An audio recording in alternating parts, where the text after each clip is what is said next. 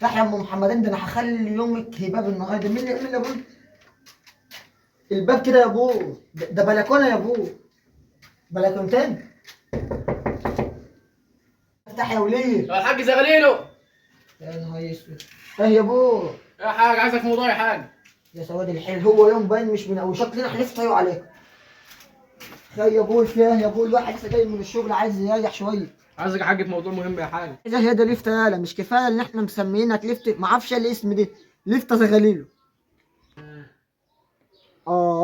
طالما وطيت بالودان بتوعك واجابتك يبقى في موضوع مهم. خير يا ابوي. عايز مفتاح بتاع العربية.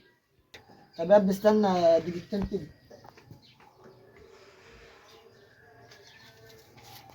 سابني، انت ابني وحبيبي وصلبي، بس لما انت عايز العربيه يبقى انت لازم تمضي لي عربيه جديه. دي تعهد.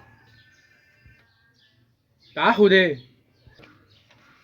يا ده لسه، ما انت رمضان اللي فات ياض خدت العربيه ياض، فشخت لي الشكمان بتاعها يا ابوي، واخدها اربع كاوتشات، جبتهم لي كاوتشان يا ابوي، وقلت لك سمهم على الاثنين يديك اتنين يا ابوي.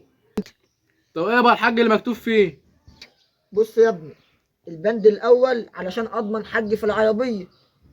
انت الميه اللي فاتت يا ابوي قلت لي انا رايح بيها كفر الشيخ، طلعت بيها اسكندريه يا ابوي. العربيه كانت ماشيه 3000 كيلو، انت لعبت بيه وجات لي هنا مشيت لي بقت 5000 يا ابوي. فهو اول طلب هنا او اول شرط، العربيه دلوقتي 4000، يعني انا ماشي 4000، 4051 هخليها في الكلسون. يا كده العربية في العربية الحاج، العربية مروطي اي حد بيركبها عادي.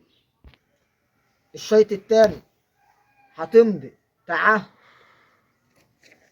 اي كشافات في العربيه او اي حاجه تتكسر في العربيه او تتعوج فيه، هعوج وسطك انت وام محمدين بنت المحوج اللي قاعده جوه.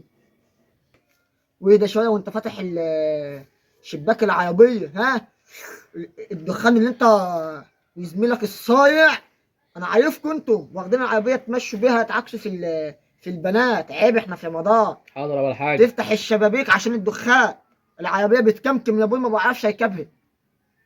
يا صحيح ماشيه بدعاء الوالدين، بس خلي الدعاء الوالدين شغال، ولا يبقى فيه مطيف العربيه ولا دعاء الوالدين، دي ما يديش ربنا.